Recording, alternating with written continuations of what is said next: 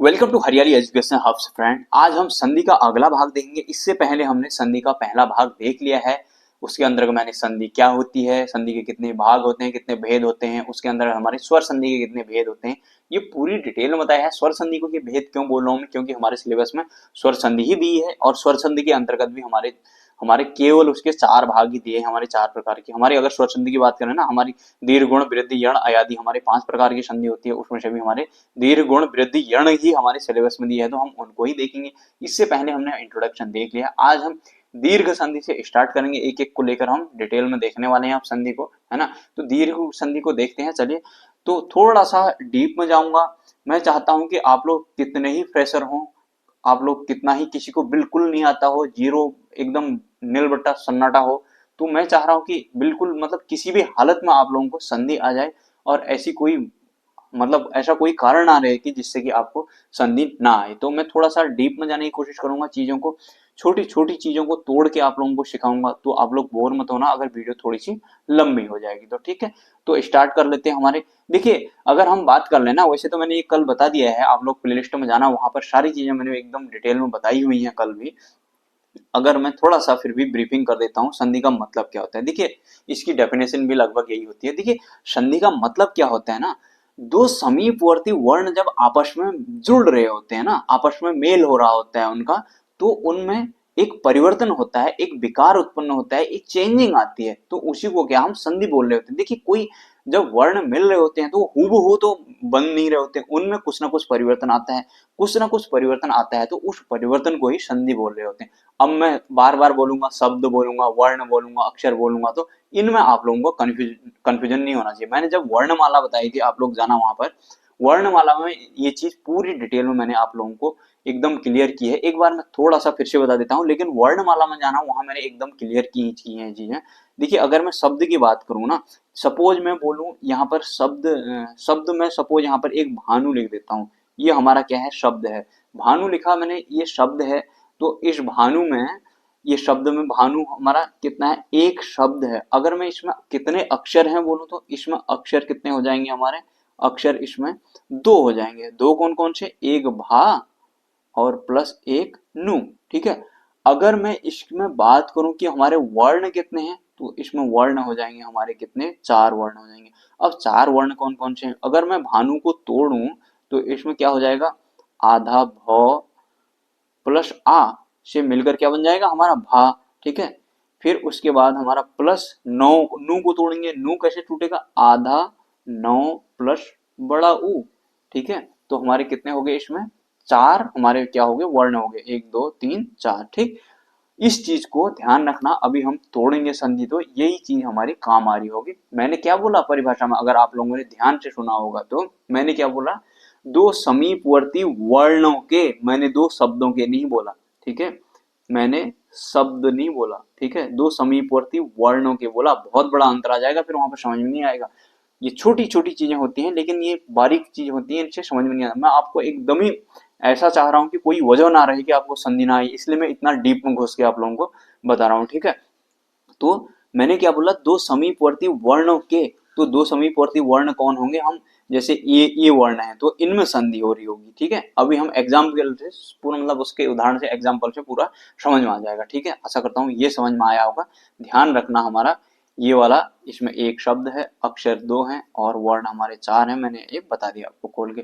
अब आगे बढ़ जाते हैं, हमारा स्टार्ट कर लेते हैं हमारे दीर्घ संधि से। ठीक है, दीर्घ संधि मैंने कल भी बताई थी, जैसे कि उसके नाम से ही हमें पता चल रहा है, दीर्घ मतलब उसका दीर्घीकरण करना, यानी कि बड़ा करना। ठीक है, दीर्घ संधि देखेंगे हम सबसे पहले। ठीक है, दीर्घ स्वर संधि, ठीक, स्वर संधि के अंतर्गत आता है। अगर हम बात करें ना, हमारी संधि क्या, हमारी स्वर संधि, व्यंजन संधि और विसर्ग संधि होती है। हमारी विसर्ग और व्यंजन संधि सिलेबस में है नहीं है, तो अभी नहीं पढ़ेंगे, उसको जब जरूरत होगी तो तब पढ़ लेंगे। बहुत ज्यादा कुछ टफ नहीं है। देखिए, स्वर संधि में क्या होता है, स्वर संधि में मात्राएं चेंज होती है, एक चीज ध्यान रखना, स्वर संधि में क्या होगा, मात्राएं चेंज होंगी, मात्राओं में परिवर्तन होगा। व्यंजन में क्या होगा, व्यंजन में परिवर्तन होगा। विसर्ग में परिवर्तन होगा। अब स्वर संधि कैसे बनी रहेगी, फिर स्वर प्लस स्वर से मिलकर हमारी स्वर संधि बन रही होगी। व्यंजन में क्या होगा, व्यंजन प्लस स्वर या व्यंजन से मिलकर हमारी व्यंजन संधि बन रही होगी। विसर्ग में विसर्ग प्लस स्वर या व्यंजन से मिलकर हमारी क्या बन रही होगी, हमारी विसर्ग संधि बन रही होगी। फिलहाल हमें विसर्ग और व्यंजन में जाना नहीं है क्योंकि हमारे सिलेबस में स्वर संधि दी है, पहले हमारा जितना सिलेबस है उसको कंप्लीट करना है,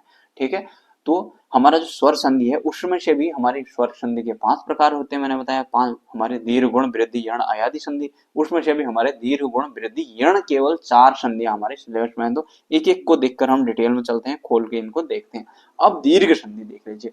दीर्घ संधि का मतलब ये स्वर संधि है, स्वर संधि का पार्ट है, तो इसमें क्या स्वरों में ही चेंज होगा। स्वर मतलब इसकी मात्राओं में चेंज होगा, ठीक है, इसकी मात्राओं में बदलाव होगा। अब स्वर संधि, दीर्घ संधि का मतलब मैंने कल क्या बताया था, ये क्या होता है, इनमें सजारी, इसमें क्या होता है ना, सजातीय स्वरों का दीर्घीकरण हो जाता है, इसमें सजातीय स्वरों का दीर्घीकरण हो जाता है, दीर्घीकरण हो जाता है इसमें, ठीक है। दीर्घीकरण यानी कि ये क्या हो जाते हैं, बड़े हो जाते हैं। देखिए मैं यहाँ पर एक एग्जाम्पल कराऊंगा, उसको एकदम पूरी डीप में इस कदर समझाऊंगा कि आप लोगों को एकदम हर कोई एग्जाम्पल आप खुद ही करने लग जाएंगे, वो ज्यादा सही है। ना कि मैं आपको यहाँ पर 1000 एग्जाम्पल फटाफट फटाफट लिखा दूं, आपके समझ में एक भी नहीं आया तो उसका कोई मतलब नहीं है।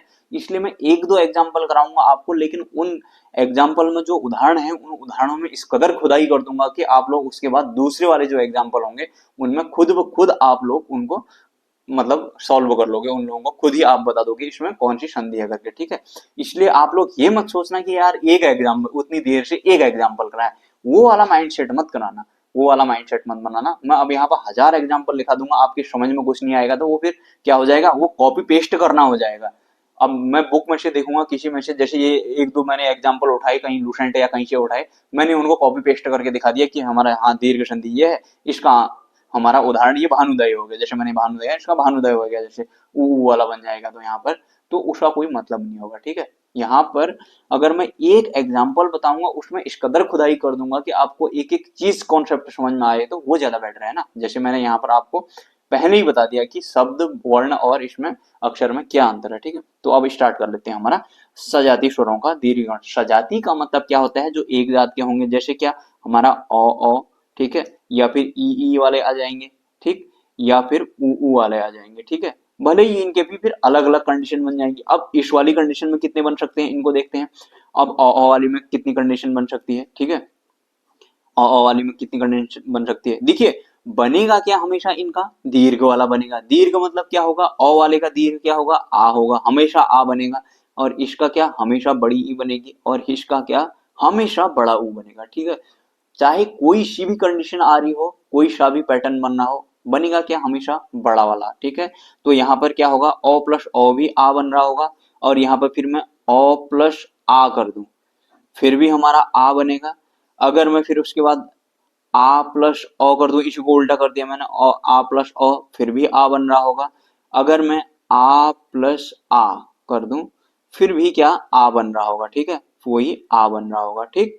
इतना ध्यान रखना। इसका नाम ही क्या, दीर्घ संधि है, तो इनका स्वरों का दीर्घीकरण हो रहा होता है, सजातीय स्वरों का दीर्घीकरण हो रहा है। अब सजातीय स्वर क्या है, ये हमारे एक जैसे दिख रहे हैं, जो ओ आ, ये ओ है तो इसी का बड़ा भाई आ है, ठीक है, इनका क्या मेल हो रहा है यहाँ पर, तो इनसे क्या हो रहा है, आ हो रहा है हमेशा। अब यहाँ पर ई देखें तो हम ई में क्या होगा, ई छोटी ई प्लस छोटी ई बनी तो यहाँ पर हमेशा बड़ी ई बनेगी। अब यहाँ पर इसकी तरह देख लेते हैं, छोटी ई प्लस बड़ी ई से फिर से बड़ी ई बनेगी, फिर क्या आएगा हमारा, बड़ी ई प्लस छोटी ई, फिर से बड़ी ई बनेगी, बड़ी ई प्लस, यहाँ पर बड़ी ई प्लस छोटी ई कर लीजिए इसको कॉम्बिनेशन का, यहाँ पर बड़ी ई प्लस बड़ी ई, फिर से बड़ी ई बनेगी, ठीक है। हमेशा हर बार क्या बनेगी, बड़ी ई बनेगी। फाइनल प्रोडक्ट हमारा क्या बनेगा, बड़ी ई बनेगा। अभी एग्जांपल बताऊंगा तो उससे और क्लियर हो जाएगा, ठीक है।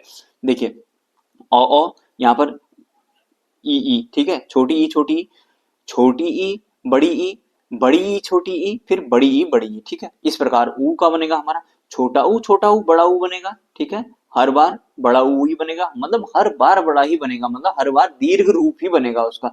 फिर उसके बाद मैं क्या करता हूँ, छोटा ऊ प्लस बड़ा ऊ कर देता हूँ, तो भी बड़ा ऊ बनेगा। फिर उसके बाद बड़ा ऊ प्लस छोटा ऊ करता हूँ, फिर भी बड़ा ऊ बनेगा। हर बार यही बनेगा, ठीक है, हर बार ये बनना है, ठीक है। फिर उसके बाद बड़ा ऊ प्लस बड़ा ऊ कर देता हूं, तो फिर भी क्या बनेगा, हमारा बड़ा ऊ बनेगा, है ना। आशा करता हूं इतना समझ में आया हो। यही हमारे बार पैटर्न तो बन सकते हैं, 4 पैटर्न इधर, 4 पैटर्न इधर, 4 पैटर्न इधर, ठीक है। आशा करता हूं इतना समझ में आ रहा होगा। हर बार बड़ा वाला बनेगा।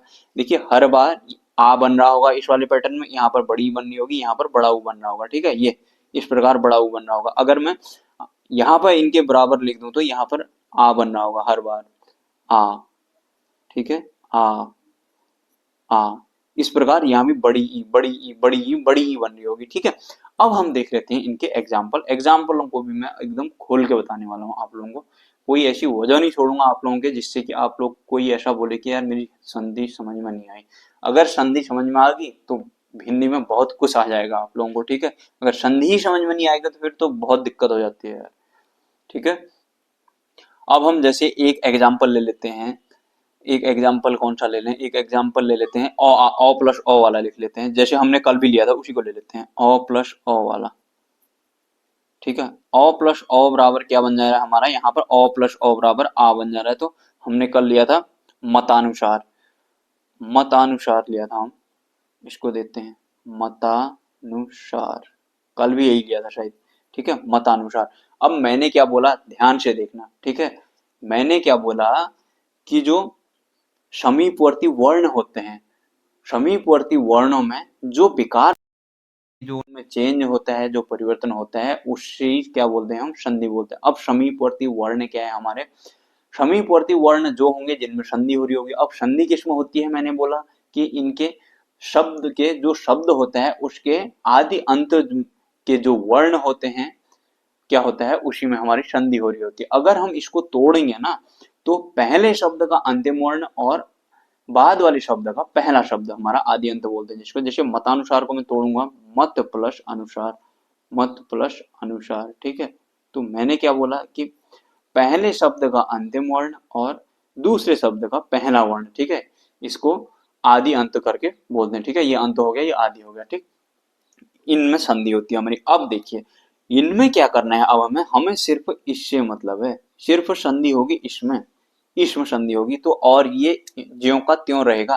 देखिए ज्यों का त्यों रहेगा तो मैं मोह को यहाँ पे ज्यों का त्यों उतार देता हूँ, ज्यों का त्यों लिख देता हूँ, और नुसार को भी ज्यों का त्यों लिख देता हूँ। यहाँ पर जो चेंज आएगा इसको यहाँ पर लिख देंगे अभी नुसार, ठीक है।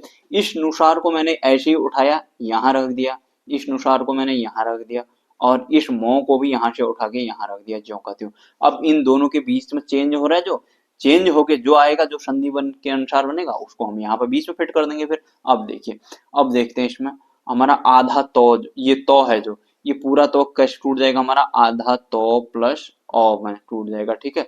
फिर यहाँ से हमारा ये ओ तो आ ही रहा है, ठीक है, ये ओ हमारा आ ही रहा है। हमारा ओ प्लस ओ बराबर क्या है, ये हमारा आ बन जाएगा, ठीक है। ये क्या बन जाएगा हमारा, आ बन जाएगा। अब देखिए अगर आधा तो प्लस ओ बन रहा है तो हमारा तो क्या हो जाता है, पूरा हो जाता है। देखिए जो हमारे व्यंजन क्या होते हैं ना, ये क्या होते हैं, हमारे स्वरों की सहायता से ही पूर्ण किए जाते हैं। मैंने अगर जब वर्णमाला में आप लोगों को याद होगा तो मैंने क्या बोला था, जब डेफिनेशन बताई थी, इसकी परिभाषा बताई थी, तो हमारे स्वर क्या होते हैं, स्वतंत्र होते हैं, है ना। उनको वो किसी अन्य की सहायता के बिना ही उनका उच्चारण और उनको लिखा जाता है। और यहाँ पर ये क्या होते हैं, ये स्वरों की सहायता से पूर्ण किए जाते हैं हमारे कौन, व्यंजन। तो यहाँ पर ये इसलिए तो आधा तो अपूर्ण है ना, इस आधे तो में अ जोड़ा तो हमने तभी तो ये तो बन रहा था। अब इस आधे तो में अगर मैं आ जोड़ देता हूं तो देखिए यहाँ पर अगर अ की मात्रा लगाई तो ये तो बन रहा था, अगर मैं यहाँ पर इसमें आ की मात्रा लगाता हूं तो ता हो जाएगा ना। तो इस आधे तो में मैं करता हूं इसको आधे तो प्लस आ की मात्रा लगा देता हूं तो इसमें ये क्या बन जाएगा, तो ता बन जाएगा, ठीक है। ये चीज समझने की है यहाँ पर, ये वाला आ इस वाले आधे तो से जाएगा, इससे जुड़ जाएगा तो ये क्या बन जाएगा हमारा, ता बन जाएगा, ठीक है। तो यहाँ पर हमारा क्या हो गया, ये ता। अब ये ता जो बना है ये जाके इसके बीच में फिट कर देते हैं।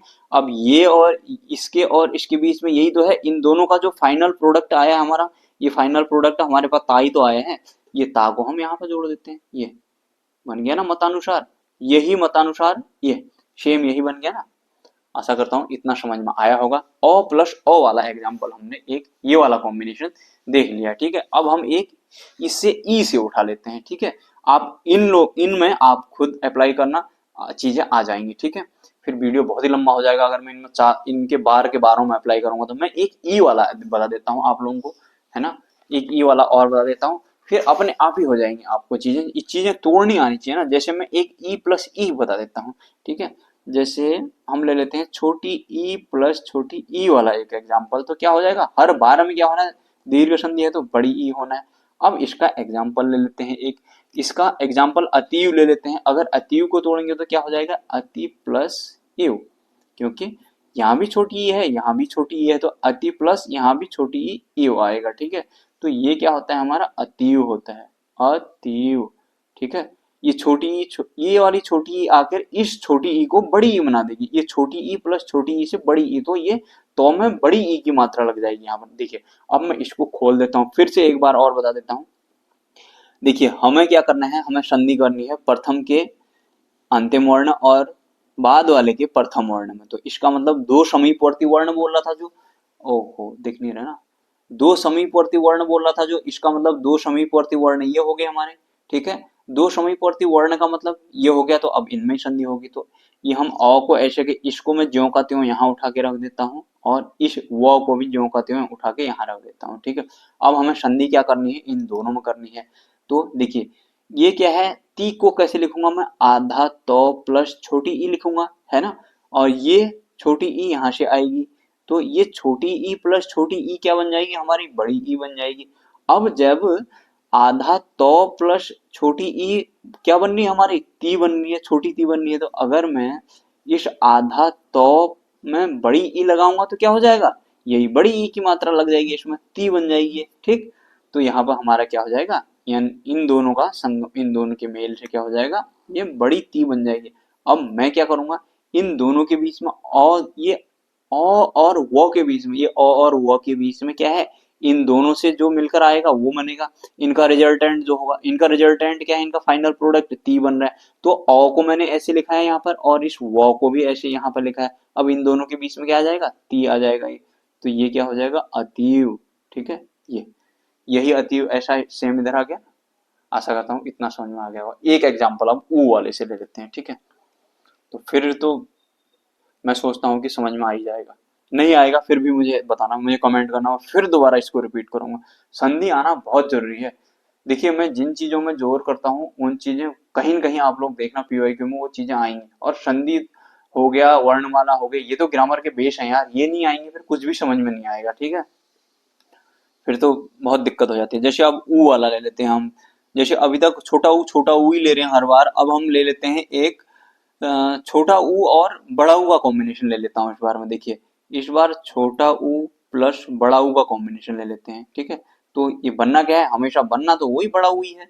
ठीक है, छोटा ऊ प्लस बड़ा ऊ बराबर बड़ा ऊ, तो अब हम ले लेते हैं छोटा ऊ प्लस बड़ा ऊ में हमारा इसकी अगर मैं बात करूं, छोटा ऊ प्लस बड़ा ऊ, छोटा ऊ प्लस बड़ा ऊ में इसका एग्जाम्पल क्या हो सकता है, ऊर्मी, हाँ लघुर्मी वाला आ जाएगा इसमें, लघुधन ऊर्मी, लघुधन ऊर्मी करके। ठीक, लघुधन ऊर्मी, ऊर्मी मतलब लहर होता है। हाँ, ये छोटा ऊ हो गया, ये बड़ा ऊ हो गया। ठीक है, तो ये क्या बन जाएगा, छोटा ऊ और बड़ा ऊ मिलकर क्या बन जाएगा, बड़ा ऊ बन जाएगा। बड़ा ऊ बन जाएगा तो इसमें इसमें क्या बन जाएगा, बड़ा ऊ, अभी खोल के बताऊंगा इसको। ठीक है, तो ये क्या हो जाएगा हमारा, लघूर्मी। ठीक, लघूर्मी। ठीक, ये हो जाएगा यहाँ पर, ये घ छोटा ऊ बड़ा ऊ बन जाएगा। अब देखिए इसको देखते हैं हम बन कैसे रहा है, यहाँ पर देखते हैं, लघु धन ऊर्मी। ठीक है, लघु धन ऊर्मी। ठीक, तो अब हमने क्या देखा, हमें आदि अंत से मतलब है और दो समीपवर्ती वर्ण जो है उनसे मतलब है। तो समीपवर्ती वर्ण हमारे क्या क्या हैं, हमारे समीपवर्ती वर्ण ये वाले हो जाएंगे। ठीक है, हमारा आदि अंत से मतलब है हमारे पहले शब्द का अंतिम और दूसरे शब्द का प्रथम। तो हम ये लॉ और उर्मी वाले का ये मी तो मिर्मी बोलेंगे इसको, तो इसको तो हम ऐसे ही ले लेते हैं, इस लॉ को ऐसे ही लिख लिया हमने और इसको ऐसे लिख लेते हैं। ठीक है, अब इन दोनों का जो फाइनल प्रोडक्ट रिजल्टेंट आएगा उसको देखेंगे। देखिए ये लघु घू वाला जो है, इस घू को क्या लिख सकता हूं मैं, ये कैसे बन जाएगा, ये हो जाएगा आधा घ प्लस छोटा ऊ, ऐसे ही तो बनेगा, आधा घ प्लस छोटा ऊ अगर पूरा होगा तो छोटा घू बन जाएगा। ठीक, अब ये वाला ऊ बड़ा ऊ यहाँ आएगा प्लस बड़ा ऊ, अब हम क्या करेंगे, ये छोटा ऊ प्लस बड़ा ऊ मिलकर क्या बन जाएंगे, बड़ा ऊ, दिख रहा होगा ना, हाँ तो ये क्या बन जाएगा, बड़ा ऊ बन जाएगा। अब ये बड़ा ऊ आधे घ से मिलकर जाएगा, तो इस आधे घ में मिलकर जाएगा तो ये क्या बन जाएगा, घ को पूरा करेगा और ऊ की मात्रा लग जाएगी, ठीक है। तो हमारे इनके बीच में क्या हो गया, हमारा घू आ जाएगा। ये इन यहाँ पर जो है, यहाँ पर को हमारा, यहाँ पर क्या आ जाएगा, हमारा घू आ जाएगा। इसका मतलब क्या होगा, यहाँ पर हमारा लघुर्मी हो गया है, ठीक है। यहाँ पर घू आ जाएगा तो हमारा यही लघुर्मी आ गया ना यहाँ पर, ऐसा ही, ठीक। तो आशा करता हूँ इतना समझ में आ गया होगा। आपके दीर्घ संधि बहुत अच्छे से समझ में आई होगी, है ना। इसके बाद हम नेक्स्ट गुण संधि लेके आएंगे। आशा करता हूँ एक एक चीजें आपकी क्लियर होगी होंगी, और हमारे इस प्रकार से आप सभी में ट्राई करना। अगर कहीं पर फंसोगे तो फिर मुझे बताना, ठीक है। सारे में ये अप्लाई हो जाएगा, इसलिए मैंने लास्ट में एक अलग हट के बताया आप लोगों को। जैसे अभी तक मैं छोटा छोटा ले रहा था, है ना, और ई में यहाँ पर मैंने इसलिए छोटा और बड़ा लेकर आप लोगों को बताया, क्योंकि फाइनली तो बड़ा ही बनना है ना। उनका नाम ही हमारा क्या है, दीर्घ संधि, तो उसका दीर्घीकरण हो जाता है, तो बड़ा ही बनना है फाइनली, ठीक है। तो चलिए फ्रेंड्स, इतना ही करते हैं। आप लोग अपना ध्यान दीजिएगा। Bye bye, take care. जो साथी नए हैं तो जाना प्लेलिस्ट में, सब मिल जाएगा।